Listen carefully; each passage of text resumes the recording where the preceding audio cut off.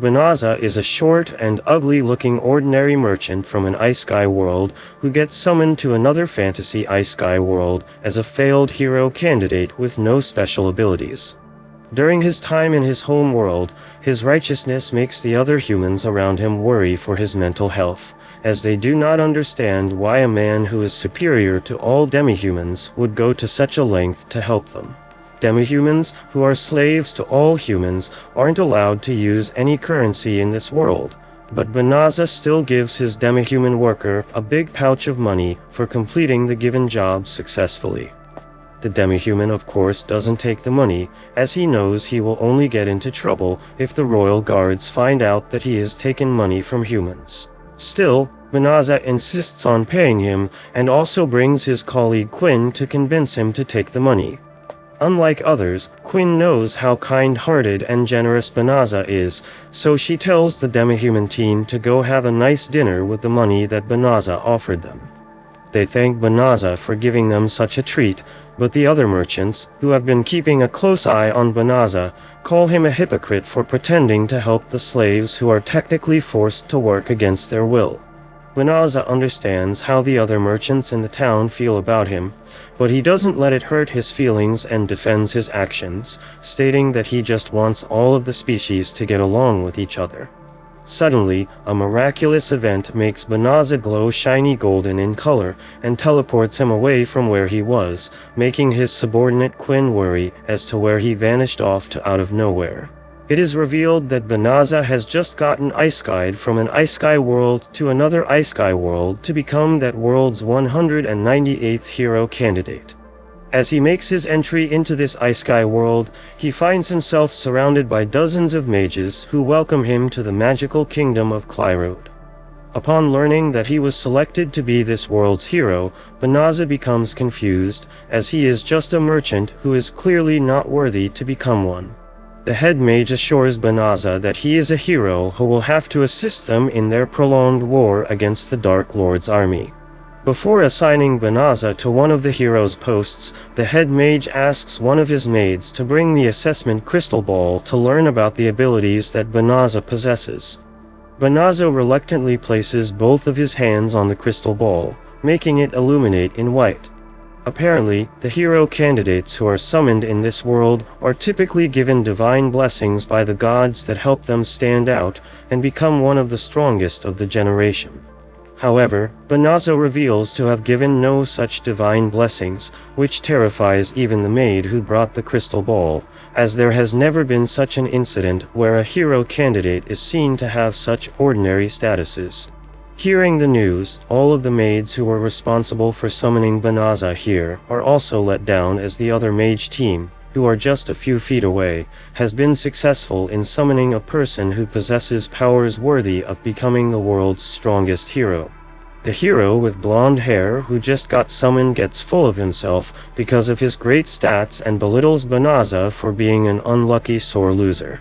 Anyway, because of the legendary hero, Banaza gets completely ignored by everyone, making him wonder if anyone will send him back to his home world or not, since he is no longer worthy to be a hero. The king of the magical kingdom thanks the blonde hero for coming to this world and immediately gives him the title of knight, which is the highest title you can get. In the meantime, Banaza sulks on the balcony of the royal castle, being totally disappointed to see that nobody is treating him well just because he is ordinary. Since he has nothing else to do now, he looks around to check if he is actually in a different world from his home world and sees similarities that make him question where he is. Shortly after, the royal guards of the kingdom throw Banaza out of the castle and send him away to the far side of the kingdom, granting him permission to live in the dangerous forest as he pleases. Banaza, of course, wanted to return to his home world, but since the portal that was used to summon him has closed down and cannot be used to send him back, he accepts his fate and happily heads towards his next destination. On his way, he tries to make small talk with the lizardman carriage driver, but the lizardmen refuse to speak to him, as he has been commanded specifically not to tell him anything about this world. Seeing the lizardman being so obedient to the kingdom, Banaza assumes that he is a slave and tells the lizardman that the world he has come from is a very horrible place where humans have made all of the other species their slaves. The lizardman cracks up hearing about such a vile world and explains that unlike Banaza's world, there is no discrimination in the world between demi-humans and humans. Now that the lizardman has opened up a little, Banaza asks him again about the forest they are heading to since he knows nothing of it. But the lizardman still refuses to speak to him, and he closes the window on him. So, for the rest of his traveling days, Banaza just eats, drinks, and sleeps, and after 20 lonely and long days, he reaches his destination, the Delevza forest. Before leaving, the lizardman gives Banaza a special other-dimensional pouch full of money and food that was given to him by the king and whispers to him, giving him the horrifying news that the Dark Lord, who is the one the kingdom is at war against, lives somewhere inside the Delevza forest. Banaza thanks the lizardman for the heads up, but he doesn't run away as he doesn't know where he should go. Instead, he redirects his focus to see what items the pouch has and extracts everything from his inventory by simply placing his hands on top of the pouch. The system menu shows that Banaza has received basic clothes, a pouch that contains endless water, a good amount of food, armor, basic farming tools, loads of gold coins, and a set of house construction magic. Banaza takes out the armor, which is just a cheap sword, and immediately tests its sharpness on the slime nearby. After killing only 3 slimes, the sword gets completely destroyed, leaving Banaza to become disappointed and feel scammed.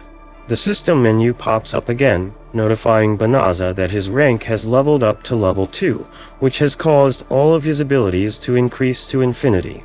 However, Banaza doesn't understand what the infinity sign means, so he turns on the voice guidance of the system, who informs him that he has unlocked tons and tons of magical spells due to the level up. The system also lets him know that it has detected negative magical spells like location tracking, monster luring, and forced recovery on the pouch that the lizardmen gave him earlier, making him realize that the king never wanted him to survive in the forest. Thankfully, the system removes all of the negative spells that were applied to the pouch, so Banaza no longer worries about it. He forgets to ask the system about the infinity symbol that he is unfamiliar with and heads inside the forest, looking for a safe place to stay. But before entering, the system warns him again, telling him that the entire forest is highly contaminated with malicium, which is a malicious gaseous substance released by the demons. So, Banaza jokingly asks the system to purify the forest for him, and it does it accordingly, making him realize how incredibly overpowered his system menu is. The system pops up again, notifying Banaza that his overall level has increased yet again, and this time to the infinity rank as he has taken out all of the living demons in the forest indirectly by purifying it. On the other side, back at the royal castle, the first princess finds it cruel that the hero candidate Banaza was treated so harshly just because he wasn't blessed with any superpowers. However, the king states that it is only fair that a piece of trash like Banaza should be sent to die, as he is nothing but good for nothing for their kingdom. The court mage visits the king, telling him that he has found evidence that the most powerful holy magic in their world, named purification, was just used in the forest where Banaza was sent, making the king realize that something is definitely out of place. Speaking of which, Banaza's level increases from only level 2 to an outstanding level of 367. He wonders why he leveled up so quickly and assumes that everyone else also levels up just like him since he still considers himself to be ordinary. So he turns off the level up notifications and asks the system how much magical power he has left after purifying the forest. The system informs him that his magical power has already been replenished, which makes him think that his power only got restored so quickly because there wasn't much magic power to begin with to be increased. Still considering himself to be a weakling, Banaza takes a peek at the spells he has unlocked and, out of sheer curiosity, changes his appearance so that no one in this world recognizes him as the failed hero candidate. Now that he can no longer be recognized, Banaza decides to return to the royal capital and uses his teleportation magic to head back there. Although anyone else in existence would understand at this point that they have been blessed with, "I am overpowered now in this ice sky world, not this blockhead." This blockhead thinks that everyone in this world knows how to use these powerful spells. Anyway, he heads into the town, looking to join a merchant guild to make some money since he was originally a merchant in his previous world.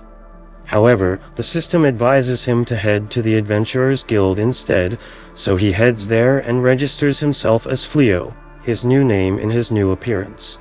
After completing the registration, Banaza, who is now Fleo, gets his E-ranked adventurer badge and heads off immediately, looking to take some adventurer quests.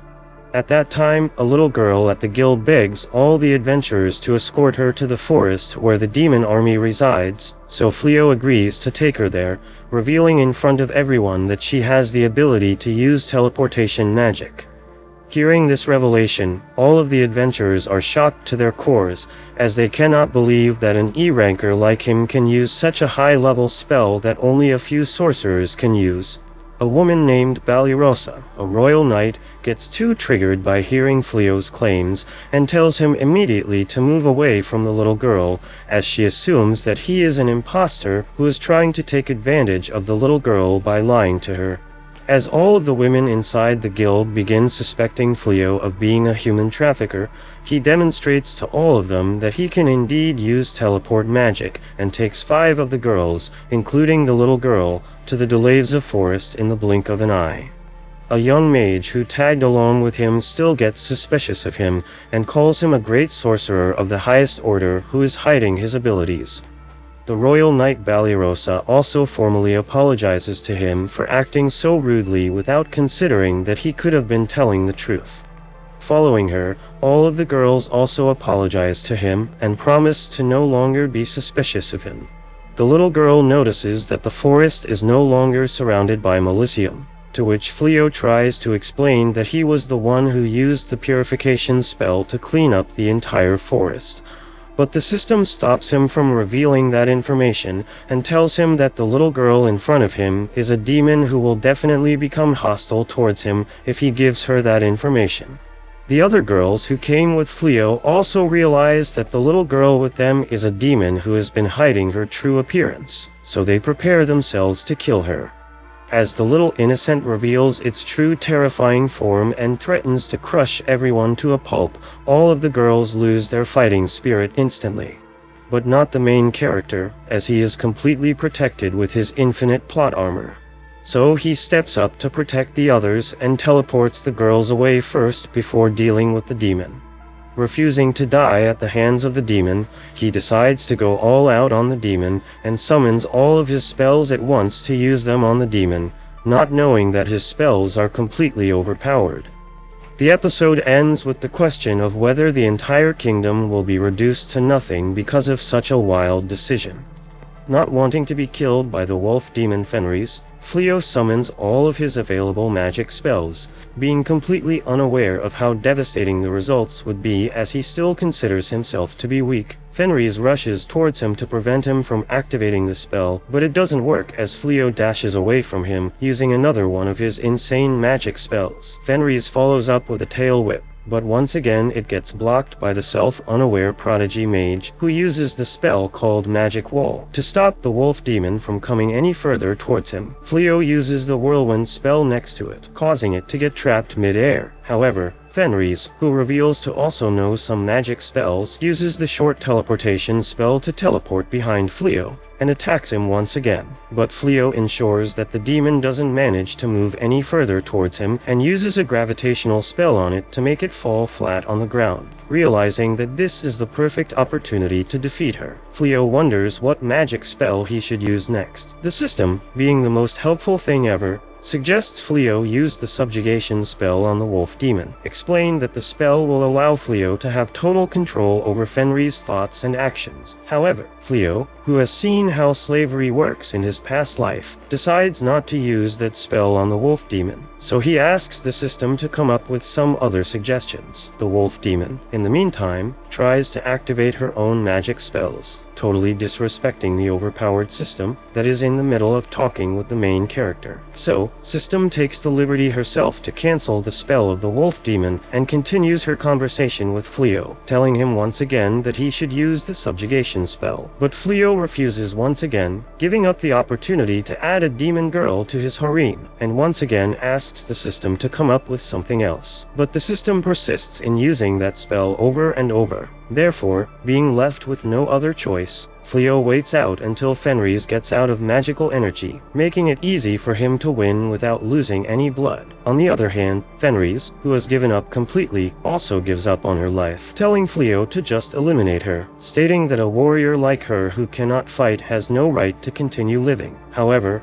Fleo expresses his wish to be a pacifist, claiming that he has never liked fighting with others. He even turns off his gravitational spell to prove to Fenris that he doesn't have the will to fight her over nothing. But it should be mentioned that he was the one who completely eradicated Fenris's species when the system cleansed the demon forest, so Fenris does have the right to fight him. But since she doesn't know that, she decides to listen to what this unaware hypocrite has to say. Fleo states that he doesn't differentiate between humans and demons and thinks of all races equally. His statement shocks Fenris, who calls him an idiot for thinking in such a naive way, telling him that his ideology will lead him to his own doom. But his naivety is exactly the reason why she decides to befriend him and turns back to her human form. Fleo asks Fenris to promise him that she won't be fighting anyone ever, but before she can give him an answer, she is rendered unconscious because she has no magical energy left in her. But the system assures Fleo that Fenris isn't in any type of danger, so he gets relieved and continues looking after her till the evening. In the meantime, he goes through the spells he possesses and finally realizes that he is a completely overpowered magician, which makes him question why he was given the liberty to use such great spells. Fleo wakes up,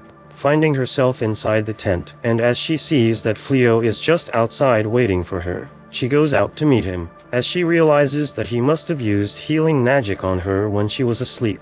She starts to respect him and follows up on their previous conversation, promising Fleo that she won't be attacking any humans anymore. She also acknowledges Fleo as her master, because why the heck not? Fleo, being the heavenly gentleman, clearly states that he is not into master-slave relationships. But Fenris insists on making him her master and threatens to take her own life if he doesn't agree to her terms. So, Fleo lets her do as she pleases and allows her to join his unofficial isekai harem. He quite transparently reveals to Fenris that he is from another world and even shows her his original form, who was summoned as a failed hero in this world. His secret only causes Fenris to respect him even more, who now vows to be beside him for eternity. On the other side, the king summons the hero of their kingdom, asking for an explanation as to how the army that he provided him to fight against the Dark Army was completely defeated. The hero, instead of admitting his fault, blames the king for providing him with weaklings who apparently were all gone for good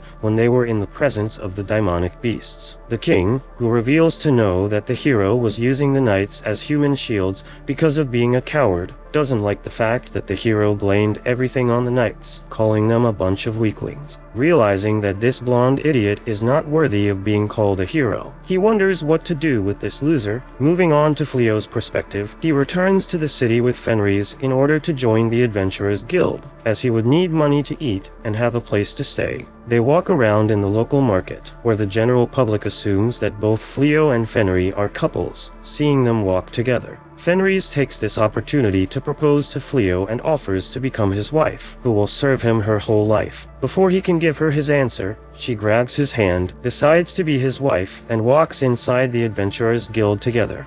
Upon reaching an agreement and deciding to take her to the world, Fenris is more than excited to go with him. They decide that they will be married, and she is overjoyed to be married to the only person who has ever defeated her. They take their new union to the guild, and she is excited to relate better with humans and understand how humans do their things. By the time she gets to the registration part of the guild, she recalls that in their culture, to commemorate a new union between couples, the couples are meant to hunt together and also eat a bone in their hunting. She tells him she would like to share a bone with him and no matter how excited she is. He really can't put his head around everything she is saying and how she sounds. The attendant asks her for her name, and as she is about to mention her demon name, he quickly stops her so she won't reveal her identity. He tells the attendant that her name is Rise, and she takes over the name. Before they complete their registration, they hear an instruction that there is a herd of psychobear in the forest. This herd of psychobears has completely defeated the hero and all his soldiers, and they need adventurers who will defeat the psychobears. There is no level of adventurers that can't take the mission, and as they all know, which risky mission has some advantage as regards the price. Fleo thinks about the deal, and he knows he needs the money. However, he doesn't think he has enough experience to deal with a psychobear. RHS, on the other hand, doesn't want to believe he can't win. He reminds her that even the hero and his crew couldn't win, and she tells him he defeated her, and she can defeat the psychobears, so if she takes the mission alone, she will still succeed. Reluctantly,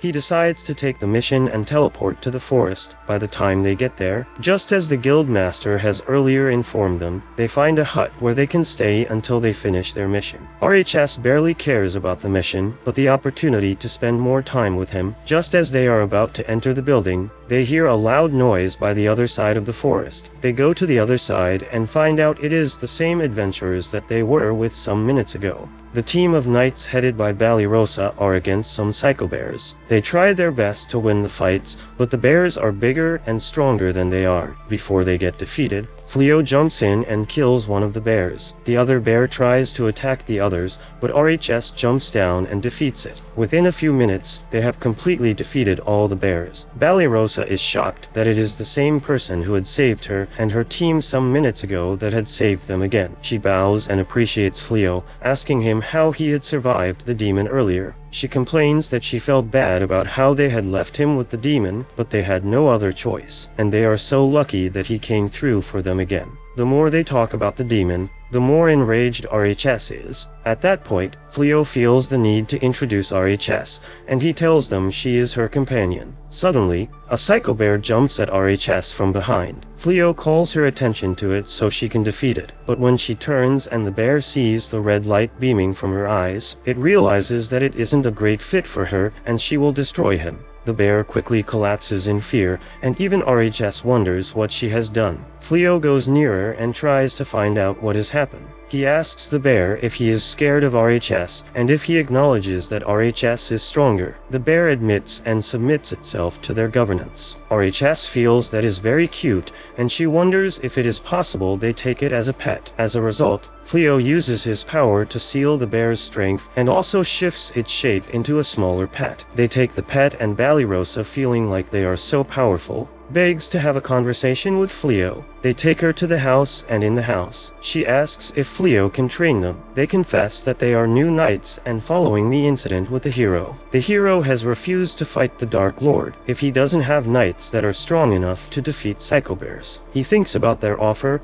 but knows he isn't strong enough to train them. Before he can talk, RHS gets angry at their request, and she starts emitting fire. He calms her down and introduces her as his wife, so the woman feels it will be bad for them to stress a married man. They accept their fate, but RHS asks Fleo to train them, so Fleo offers to train them. After that request, they also ask him for another thing. They tell him that they don't have anywhere to sleep in the forest, and they hope to sleep in his house. RHS happily accepts, telling them there are several rooms in the house, and they can take their rooms, and she will sleep in the same room with Fleo. The women accept the offer, but Fleo doesn't want that. RHS insists that is how married couples should live, and that she will stay in the same bed with him. They conclude that night. However, one of the servants of the Dark One finds out about Fleo's influence in the forest. She goes to inform the Dark One, telling him it isn't even the hero that had done it. The Dark One asks her to make sure they find Fleo and bring Fleo to him. Do you think they will find Fleo and capture him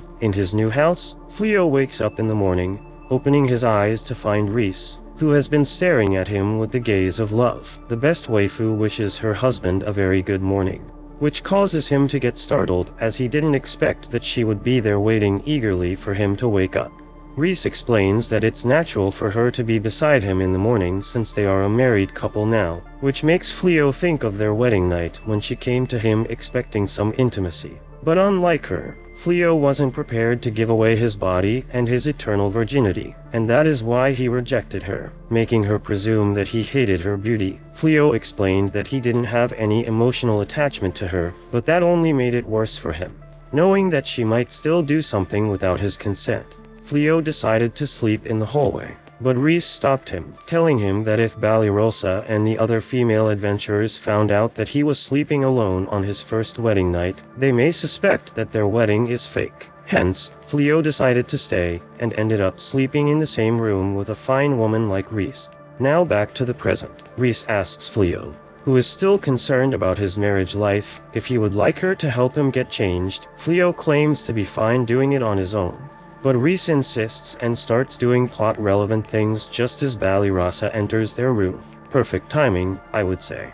Balirosa instantly becomes embarrassed seeing the two in such an unpleasant position and leaves immediately, realizing that she is just causing disturbance to this newly married couple. Later, Balirosa and the adventurer group head out into the forest, where she encounters a giant war boar and prepares to attack it for her knight's swordsmanship training. However, the war boar overwhelms her with its strength easily and forces her to fall back and run for his life. Blossom comes to assist Balirosa, as she too is good as a swordsman, but she too ends up getting trapped by the war boar. So before it can harm her, Fleo instructs the mage Bolano to use defensive spells against it to help out Blossom. Bilary, who is the archer, follows up with her arrow, but she reveals herself to be just as pathetically weak as the others. Bolano's magic gets completely drained after using it for only 5 seconds, prompting many men to bash her in the comment section, questioning how a weak woman like her can expect men to last more than a minute. Anyway, with her defensive spell gone, the boar attacks the group once again, which just shows that they all have a long way to go before getting anywhere near becoming professional adventurers. The training session ends with a big L, which conveniently happens to be my name. If you like to see that change to a W, simply hit the subscribe button and help me reach 300,000 subscribers. Anyway, Fleo brings all of them back home and gives all of them a room for free as they need a place to stay. He also got this house at a very cheap price for defeating the Psycho Bears earlier in the story, so sharing a commodity with his friends doesn't matter to him much. The adventurers thank Fleo for showing them such generosity when he is already doing them a huge favor by training them for free. Reese comes there, stating that their lunch is ready, but it's just some raw meat that she prepared by cutting the mountain boar they hunted earlier. It's so raw that I think a skilled surgeon can patch its wounds up and revive them back to their original form. Fleo is certainly not a fan of raw steak, so he tells Reese that she should try cooking the meat first before serving it to them. But clearly, Reese doesn't have any experience cooking food since she is used to eating everything raw, so Fleo decides to do it on his own and cooks a grand meal for all of them, causing Reese to get mad at him since she believes that it's a woman's duty to be in the kitchen. Before I get cancelled by you guys, that's what the anime is saying, not me. After having a very nutritious lunch, Fleo brings back all of the war boars he hunted in the mountains to the Adventurers Guild to exchange them for money. He realizes that he went a little overboard with the hunting, as his loot collection leads him to become the center of attention by people who don't understand how a rookie adventurer can be so skilled. While the receptionist assesses their loot, Reese decides to go around the town, claiming to have some personal business to deal with, which raises certain suspicions as she is still a demon. As she takes her leave, a beastman named Lilith approaches Fleo, informing him that he has become the talk of the town recently because of his outstanding adventuring abilities. Even the hero has apparently learned about Fleo's prowess, which is why he has invited him to work under him. Lilith promises that if Fleo accepts the hero's offer, there is a chance that the king will make him a knight of the kingdom. However, Fleo isn't sure if saving the world using his powers is better than chilling in this world using his cheating skills, even after realizing that he won't be getting any better offer than this one in this lifetime. Fleo refuses it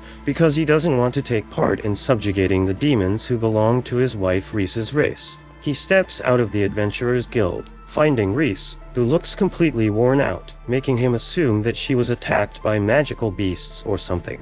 But Reese explains that she went out in town to learn how to cook from a chef, which ended up becoming the hardest thing she has ever done in her life. But wanting to gain the love of her husband, she gave it her all and went through all sorts of chaos, destroying the entire kitchen accidentally. On the other hand, the hero, who has taken an interest in Fleo, reveals to have already done his main quest in this isekai world, which is to make a harem. He realizes that if he can make Fleo and his wife Reese join his team, he will be able to defeat the Dark One and get the king's favor once again. So, he continues to send repeated invitations to Fleo for the next 3 to 4 weeks. But Fleo's answer remains the same as ever. Reese, who can't take this mental torture anymore, decides to get rid of the knights so that they don't bother them again. But Fleo doesn't want her to take such extreme measures, as he wants to have friendly relations with everyone in this world. The female adventurers are still living with Fleo for this past month to train under him.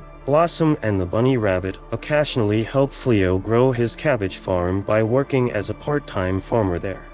The entire team spends several months training so they can become better. They get exhausted as a result of their training, and they feel tired. Bellino can no longer wield her magic due to tiredness, and as a result, Fleo gets a magic ring and gives it to her so she can train with it. He asks her to put the ring in her middle finger to enhance her magic, but after he leaves, she removes the ring from her middle finger and intentionally puts it in her marriage finger. When Rise sees her, she immediately stares at her, warning her not to try that with her man.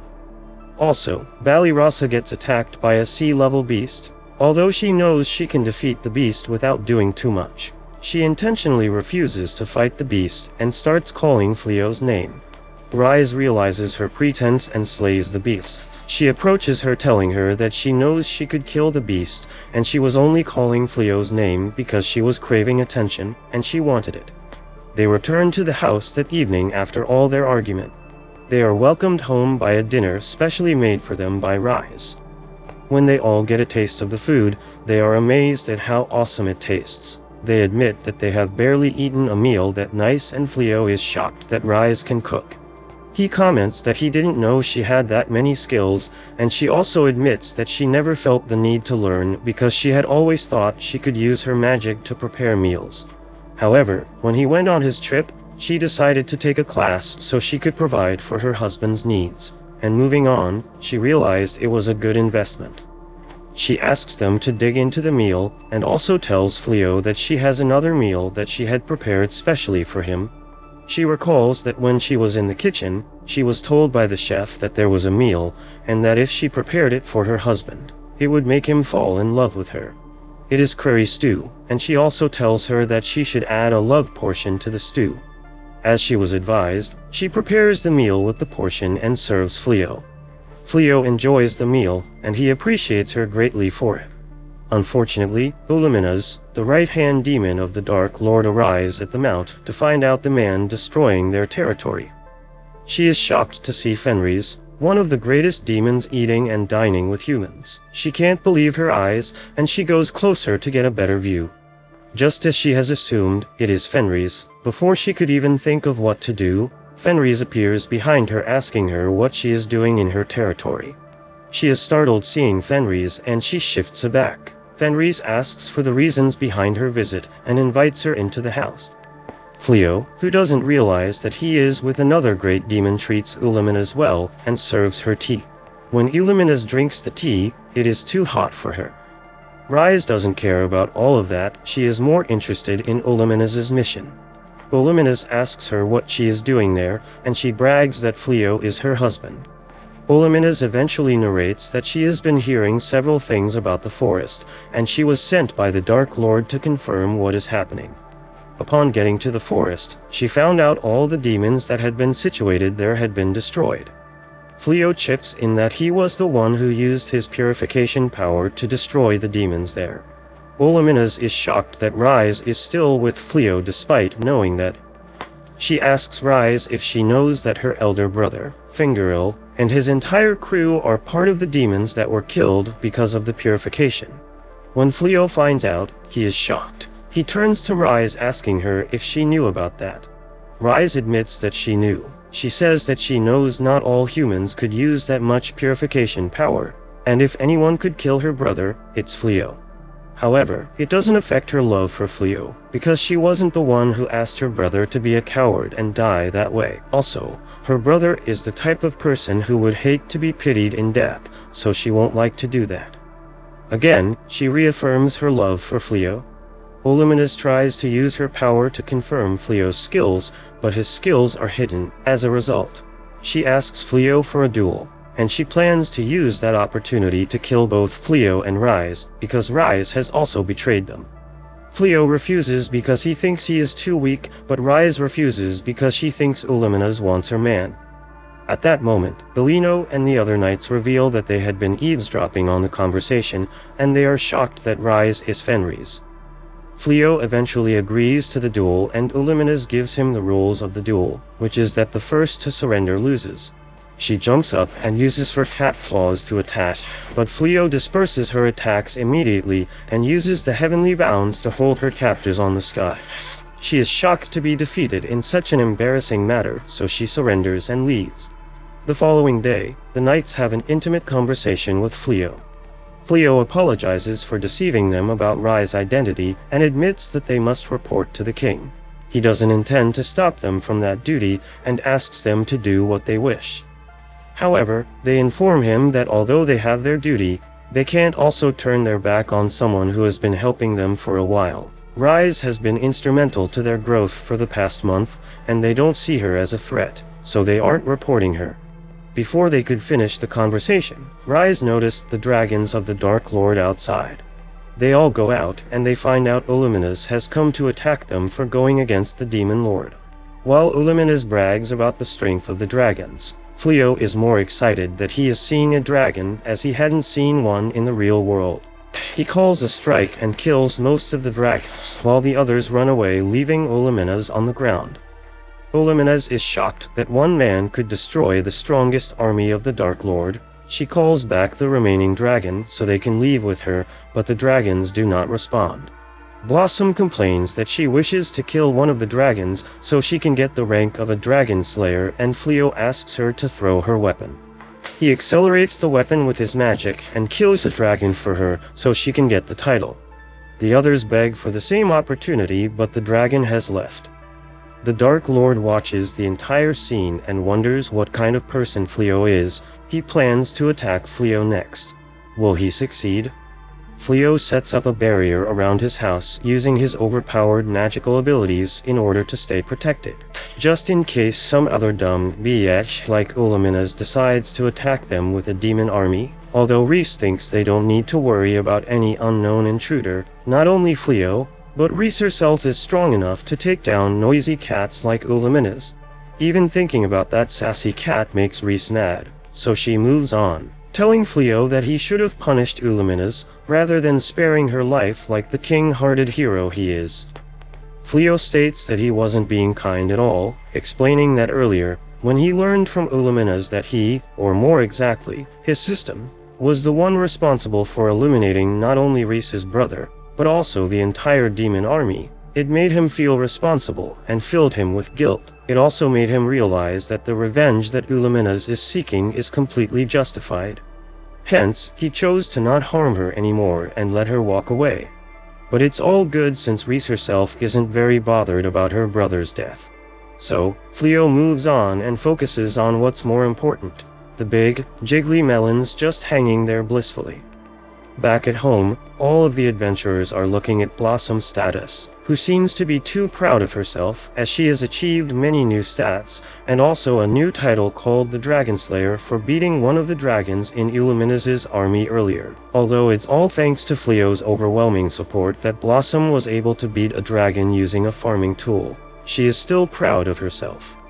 Valerosa, who is somewhat jealous of Blossom's achievements, decides to go back in the forest to hunt magical beasts, since she too wants to become just as strong as Blossom. The other girls don't understand why this blonde girl is so obsessed with training and also call her out for being jealous, even though the title that Blossom received was all thanks to Fleo's contribution. Delano the mage, who also wants to become stronger, takes motivation from Valerosa and decides to work as hard as she does. In the meantime, Valerosa reveals being in tears because she doesn't have a title, let alone the Dragon Slayer one, which apparently is so prestigious that even a commoner in their kingdom would be promoted as a noble if they were able to attain it. wanting to have that title for herself. Balirasa wonders if she should beg Fleo to once again provoke the Demon King's army so that she too can defeat a dragon with his help. But because she also has a pride that doesn't let her cheat, she starts training in silence, lamenting over the fact that with Blossom's title, she could have been able to live in the castle again with it, revealing that her family are ex-nobles. Anyway, while Balirasa is still crying like a baby, a man approaches her, asking her if she is familiar with an old acquaintance of his, claiming that he is a friend of Rhys. Hearing his answer and judging by his lack of equipment in this dangerous forest, Balirasa realizes that this man is dangerous. So she prepares herself for any incoming attack and asks the man what exactly his business is with Rhys. The man reveals himself to be from the Dark Army, but promises Balirasa that he doesn't have any ill intentions, claiming that he has only come here today because he wants to see a glimpse of Rhys. In any case, they come back home and move on with their lives again until the Demon Lord once again comes at Rhys and Fleo's house's doorsteps, telling Rhys that he has been dying to speak with her.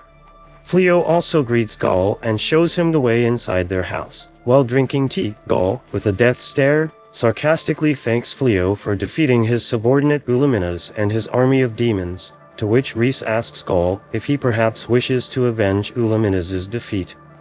Gaul reveals that he has other plans as he tells Rhys that he wants Fleo to join the Dark Army, acknowledging that he is a very formidably strong man.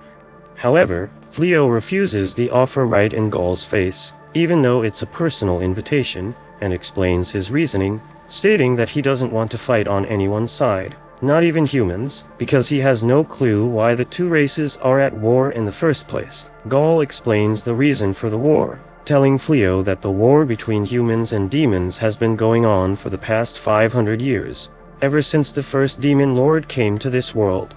Apparently, the first Demon Lord was also isekai and wanted to conquer the world, and that led to the fight between the endless war between both races. Gaul also claims to have no desire to rule the world, unlike the first Demon Lord, and that is why he wants the war to stop.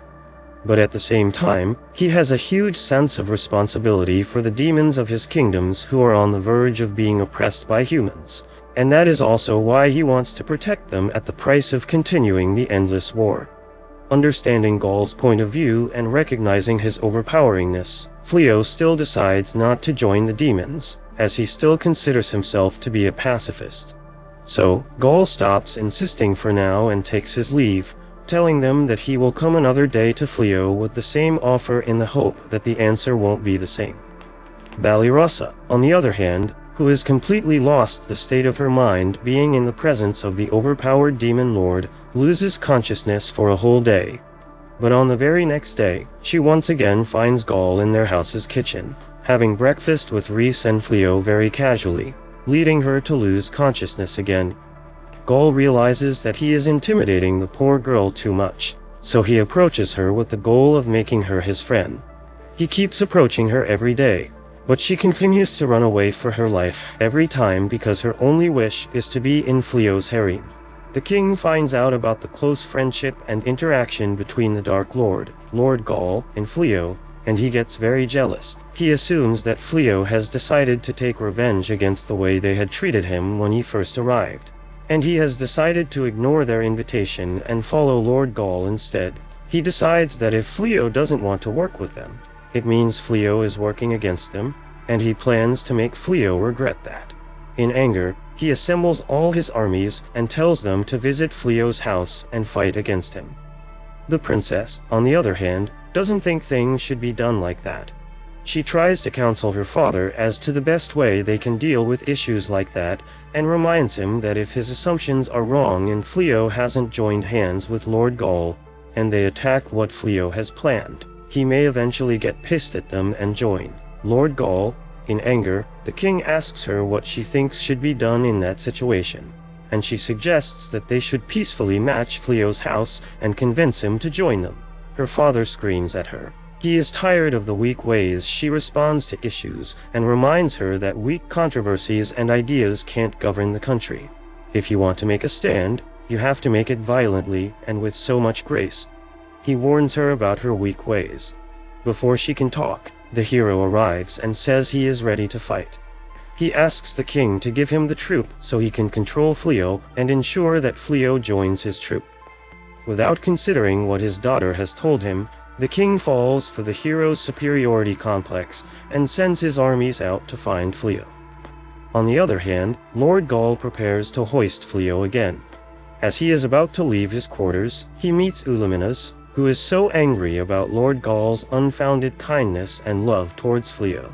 She advises him that his people will take his kindness for weakness, as he is no longer talking about his intending war against the kingdom, and he is now more interested in becoming friends with Fleo. Lord Gaul doesn't take any of his acts as an act of weakness. He reminds Uluminas that Fleo is a very understanding person, and he is someone who is relatable. He claims he needs to get Fleo on his side in the battle, because if the king gets Fleo, then the ball will be difficult. He also admits that Fleo is a much better leader than the king or the hero, because he feels the need to settle issues amicably instead of fight. He advises Uluminas to step down the armies because he isn't set to fight at the moment, and he is sure there will be a better way to solve the issue than to fight.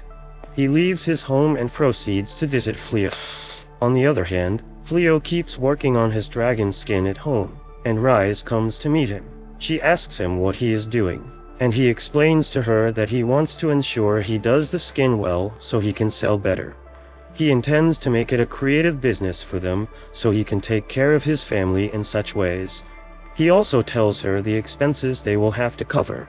She wonders why he is doing all that stress when if he joins the king army, he will be paid much more than that, and he will also get honor. She wonders if the reason he doesn't want to fight against Lord Gaul is because she is a demon, and he thinks he will be fighting against her family. She praises his kindness, saying she didn't know anyone could be as kind as that. However, he tells her that that isn't his reason. She still insists he is very kind, but he says he isn't that kind. The reason he avoids any fight is that, realizing how strong he is, he feels there is no reason to join any of the conflicting parties in the war, and he should be on his own. She feels that decision is also because he is kind, and she appreciates him for that. Suddenly, they hear that there are intruders in their house, and they wonder why the barrier they had kept didn't stop Lord Gaul from visiting again. Little do they know that their visitors this time around are the hero and his armies. Immediately, Rise sees them, and she asks if she should destroy them with her power, but Fleo stops her and wants to hear what the hero has to say. The hero tells him he is giving him a choice. The first is to join them at that moment, and they will fight Lord Gaul together, while the second is that he will die with Lord Gaul. Lord Gaul wages his attacks against the kingdom with great force. As time goes on, he defeats almost all of the strongholds of the kingdom, and he heads towards the northern stronghold where the king lies. As expected, reports of what had happened reached the king, who was so shocked he wonders what could have gone wrong. But there is really no time for him to think about all of that. He eventually asks about the hero, and he is disappointed to find out that, as usual, his hero has locked himself up in the southern stronghold because he doesn't know what to do. He asks them to get the hero to fight on their behalf, but it has to be a hero who can save himself and will save other people. Realizing that there is nothing he can do, he plans to send the knights ahead to defend the city. Still, they inform him that the situation is more than the knights, and in the next few minutes, the Dark Ones will reach the northern stronghold, which means the entire city will crumble. The only solution available to them is to get the mage and start a purification to secure the city from the Dark Ones. The king weighs his situation, and he eventually picks his last way out, which is to start the purifications. Meanwhile, Greenel meets Lord Gaul, who asks for feedback on the attack. She informs him that they are breaking the strongholds and, in minutes, they will succeed. He asks them to retreat, but she is disappointed because she thinks they will win. He informs her that the kingdom will resort to purification, and he doesn't want any of his demons to get caught. Just as we had expected, purification starts, and the city gets cleansed of all demons. On the other hand, Fleo arrives home after a stressful day, and he meets Rise waiting by the door. While he is excited to be welcomed by someone, he wonders if she has been there for a while. She asks him if he wants to take his bath and eat first, or if he wants to eat her first. He awkwardly picks the former, and she prepares his bath. While they eat, she asks about his journey to the city and if he has gotten a good place for business. He informs them that he wants to get a place to sell, and they appreciate all he does to ensure the family succeeds. Balirosa informs him that she wants to start selling the vegetables in their garden, so she can also make income for the family. And Bilary also says she wants to start horse breeding so she can also add her quota to the family. Balirosa reveals that Bilary is an horse breeder, so Fleo gives her a place to use. The others get jealous, but Fleo informs them that they do not have to be worried and they have all done enough to help him out. The following day, the guard gives the princess a feedback about the purification. He tells her that because of the purification, it will take the demons about 3 months before they can attack again, and this can give them enough time to prepare for such an attack. She appreciates all they have done to take care of the situation. Still, she reveals that as a result of the purification that they had used, the mages are tired, and they have collapsed, including the king, her father, and it will take them a while before they will recover, so it isn't like it was a good thing. Irrespective of that, since her father is now incapacitated, according to their law, she is the one in charge of the country, and her first command is that the hero should be dethroned. The guard is shocked to hear this. She reminds him that the hero does nothing to help them when they are in need. The guard asks her what she intends to do after dethroning the hero, and how she intends to fight the Dark Ones. He suggests if they could summon another hero, but she reminds him that they don't have enough mages to do the summoning, so she doesn't know what to do. She intends to consult the oracle and find a solution, but she is fine with the hero being away. Following her command, the guards visit the hero and tell him that he has been dethroned. At first, he assumes it was all jokes and tries to brag that they will need his help soon. He reminds them that he was crowned by the king and the princess cannot dethrone him, but they throw his bag at him, telling him to leave their city and do whatever he wants to do in the new world. He tries to beg at this point and promises to fight for them the next time the Dark Ones attack. But it is too late. That night, Fleo calls Rise and appreciates her for being with him. She tells him she will always be there for him, but before he finishes his talk, she sleeps off. After noticing that she is asleep, he comments about how he had thought he would be lonely in that world, and he didn't know he could be that blessed. The following day, Balirosa and the girls tell the couple to go out on a date. Rise is so glad to hear this, and Fleo reluctantly follows her, too. They enjoy the city, walk around as couples. They also visit a restaurant and eat good food. After eating, they walk around the city, and Fleo asks Rise what she wants. She stops at a jewelry store, and the seller tells them the jewelries will look good on her.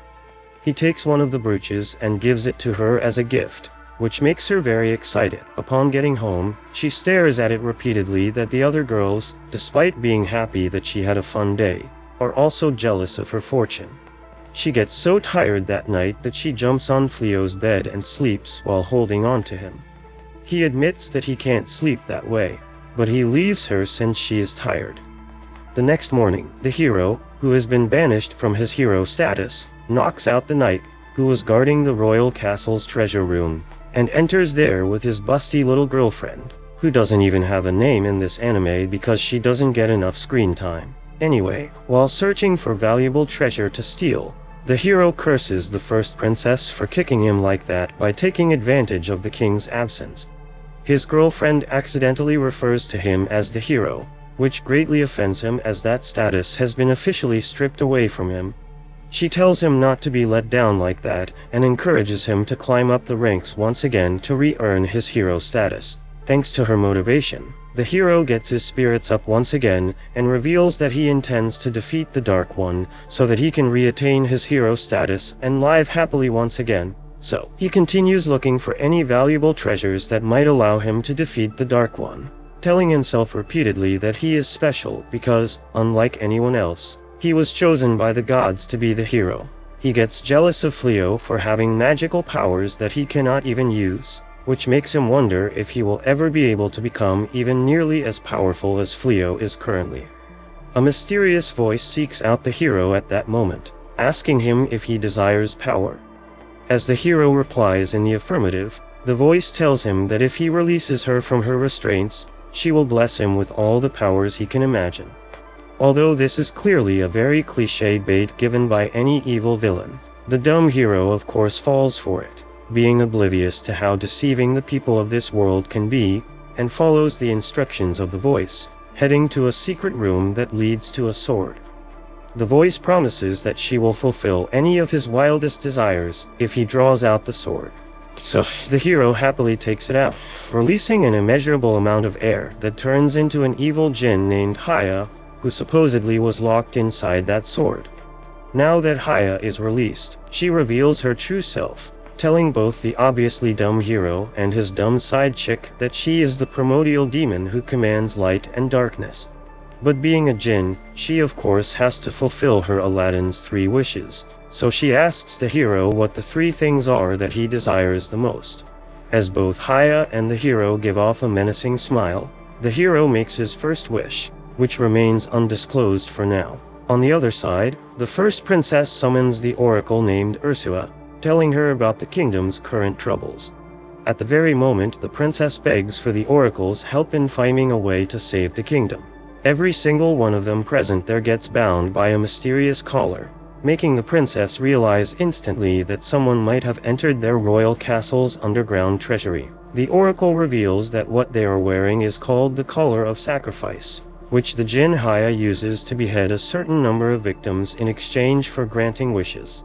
The princess, who seems to be aware of the djinn, reveals that a long time ago, one of the previous kings wished for the death of the Dark One, and in exchange, he sacrificed half of the lives on this continent.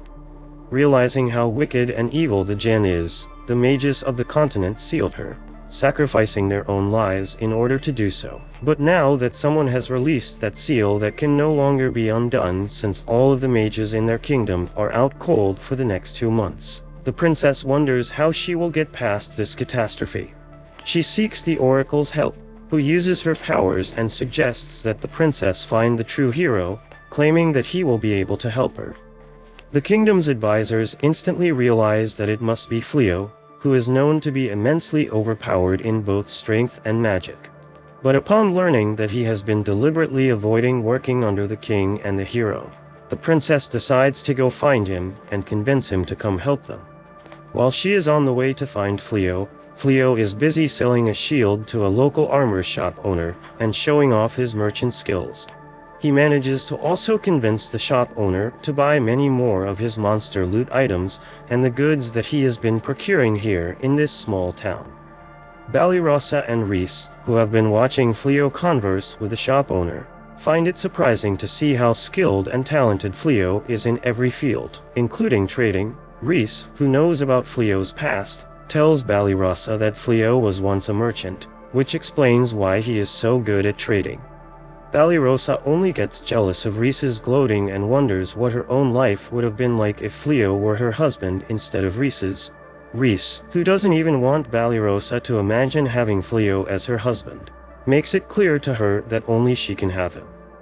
She also mentions that the Dark One has already taken an interest in Balirosa, so she thinks Balirosa should put her focus on improving her relationship with him instead of being a married man.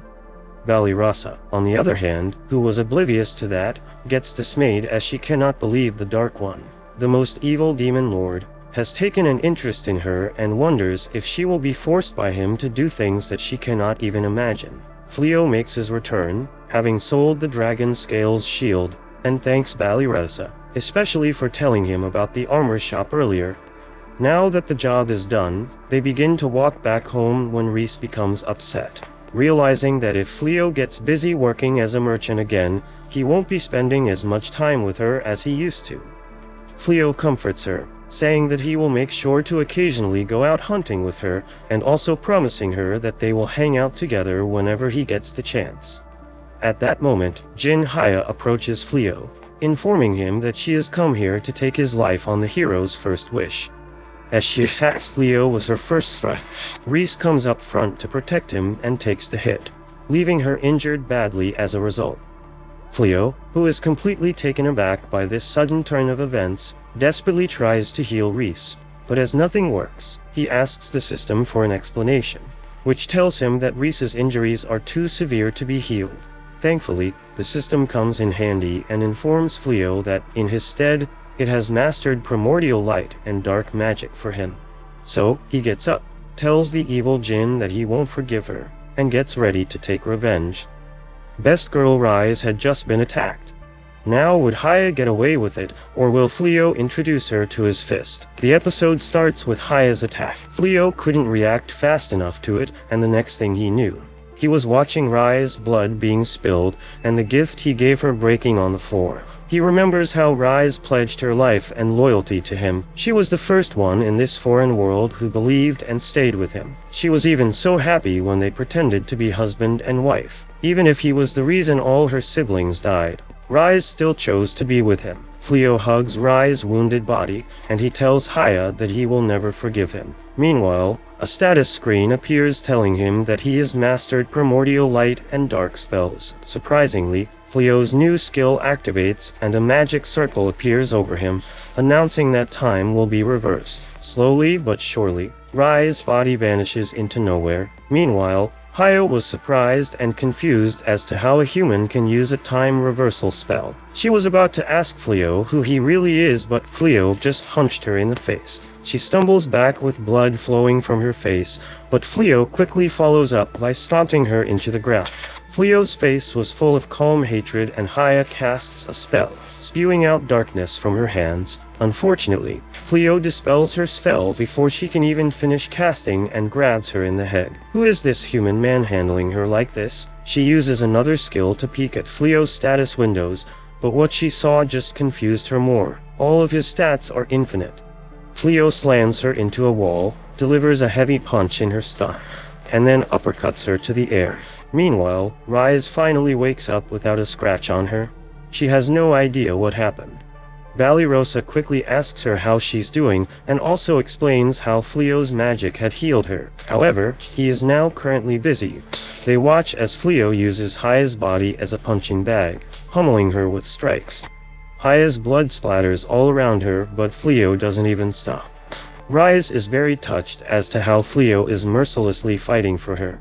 However, she suddenly remembers how Fleo once told her how he doesn't like fighting and violence very much. As Haya's beating continues, her sight blurs as Fleo lifts her by her throat. She tries to ask Fleo for forgiveness, but unfortunately, Fleo rejects her request and casually replies that she had hurt Rise. Fleo's fingers tighten against her throat, and she slowly suffocates. Thankfully, Rise intervenes and hugs Fleo's chest.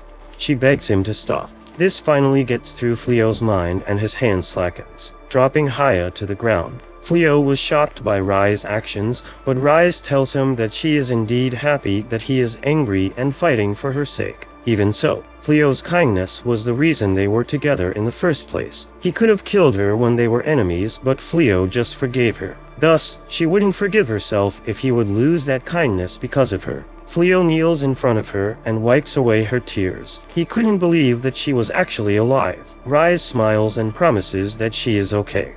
The two cry and hug, while Balirosa approaches them in the midst of the now deserted town. Meanwhile, in a nearby forest, a small contingent of knights and mages suddenly appears. They have teleported from the capital with the princess. The princess apologizes to the mages for forcing them to cast teleport, even though their magic is still recovering. The mages assuages her worries and apologizes themselves for not doing more. If they had more mana, they would have been able to take her to the nearest town. The princess turns to her nearby guard knights and gives them their orders. They will guard the mages while they rest. Currently, their group's mission is to search for the true hero by asking around. To their surprise, the collar of sacrifice around their necks suddenly breaks apart. All of them were surprised, and the princess wondered if the jinn who put the collars on them might have failed to grant the wish in exchange. Back in the capital, guard knights pound on a door in one of their dungeons. They demand that the blonde hero surrenders himself before the princess. The blonde hero's follower, Tsuya, panics and wonders if they are going to be executed. Meanwhile, the blonde hero was annoyed that the jinn's promise to grant his wish of killing Fleo failed.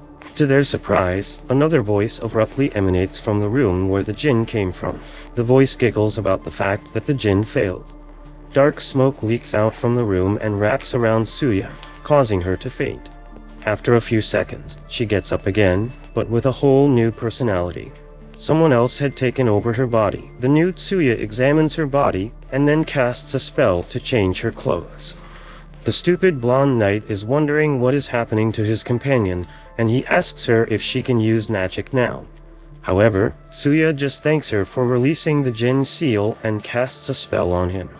She introduces herself as the Grand Magus of Midnight, Damalinas, and she promises to give him what he wants. The blonde knight screams in pain as the spell takes effect and the room shakes from its power. Outside the room, the guard knights grip their spear as the castle shakes all around them.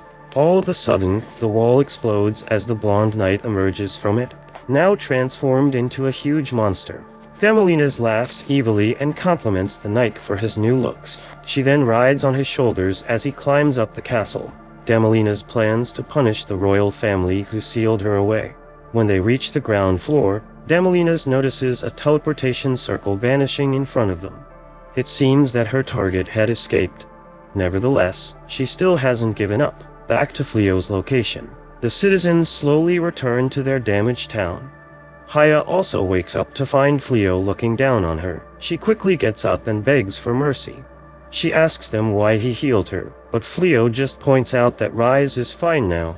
Valirosa asks Fleo what they should do with Haya since they can't just leave her to the guards. Fleo wonders if he can seal her again in the capital.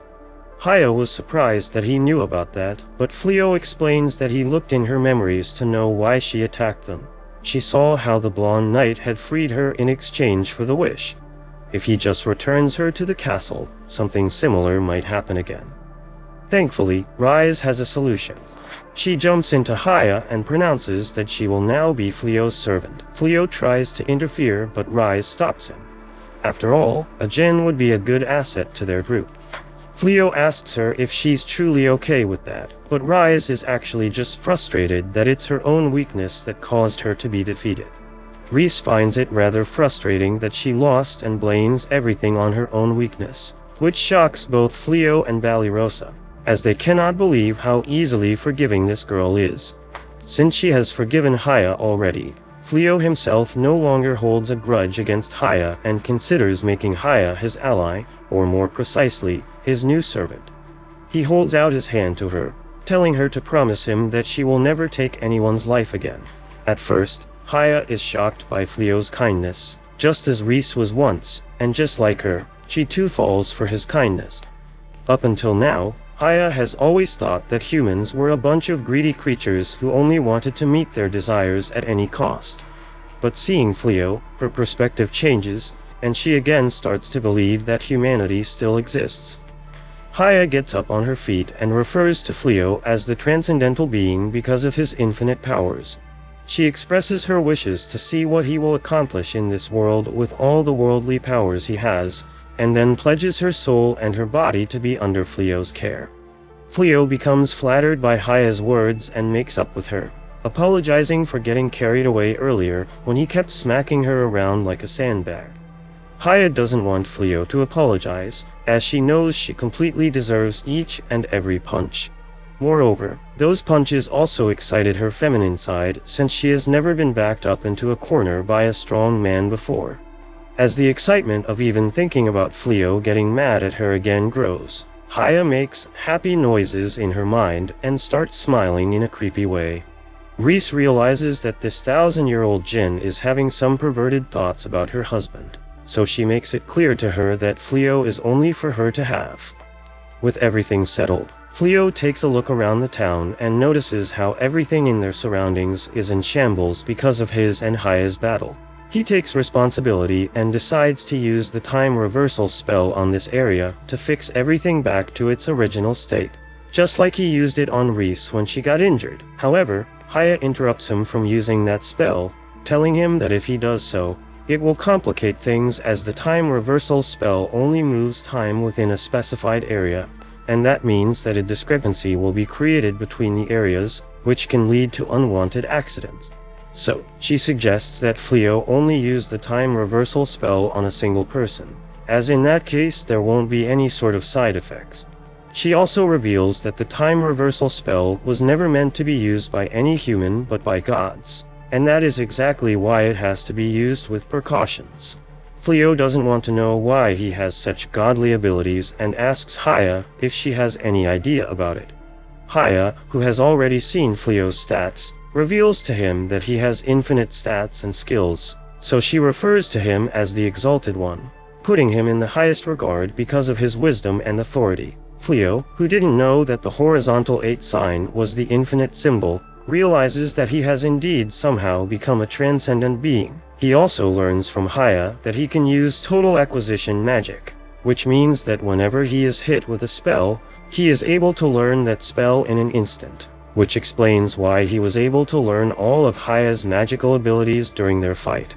He finally understands why using powerful spells can bring unnecessary harm to people, so he decides not to use the time reversal spell on the town, and instead uses his normal restoration spell to fix the place. They go back to their house, where Haya introduces herself to the other girls as the Jinn, who commands primordial light and darkness. She also reveals to them that she will be living with them from now on because her new master, Fleo, has turned her into his servant. The girls who were already baffled that Fleo had befriended the Dark One cannot believe that he is now making mythical beings like Jinns into his slaves. Baireli doesn't want to share a roof with Jinn, so she turns to Balirosa, begging her to convince Fleo to take Haya somewhere else. Balirosa assures her that they will be okay to live together with the Jinn, and even promises her that in case things go wrong, they do have the overpowered cheat skills user by their side, who can bring any situation in his favor. Later at night, Balirosa approaches Fleo, noticing that he is just staring mindlessly at his hand, which makes her assume that he wants to beat his hidden monster. But I guess that isn't the case, as Fleo explains that he is just thinking about the great power and the great responsibility he now has that he doesn't know how to use. Balirosa comforts him, saying that he always makes the best judgments and believes that he will only use his powers to protect the people he cares for. Fleo then returns to his home, finding Reese to be upset. Before he can ask her what's wrong, she grabs his hand and gets on top of him. Reese, who has come to the realization that Fleo will be able to return to his world if he manages to learn the summoning spell using his cheating powers, makes it clear to him that this is his current home, but in case he still intends to go back, she requests that he take her along with him, as she doesn't want to leave by her side ever. Fleo didn't have any attachments to his previous world to begin with, so she promised Reese that he wouldn't be leaving her side.